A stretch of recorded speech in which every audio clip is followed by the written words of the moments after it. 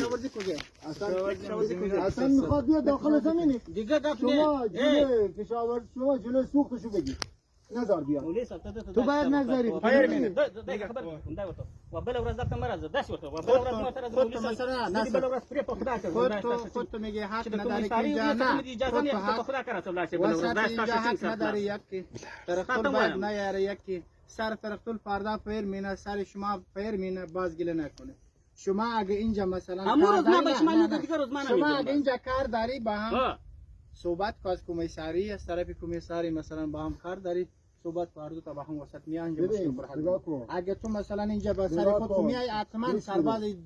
امارت پیر مینه وقتی که پیر کرده مشکلی جور کنه اشتباه خود مینه اشتباه کردن دیگه هم داره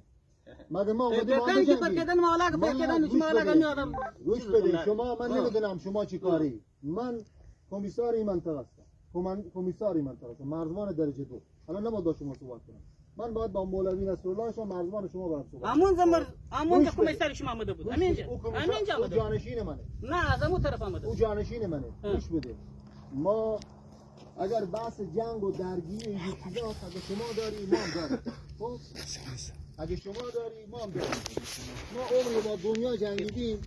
و دوست و خالی میخوام بجنگیم که اما اینی که شما داری میگی که کشاورز نمیخواد ببخشید این خود زوره تو اگر فعل میخوای بکنی خب منم میتونم فعل بکنم بکنی خب نمیکنم این ما علاوه شما میگم مگه دیگر روز میتوانی سبیل خدا و رسیدت پیش ما بریم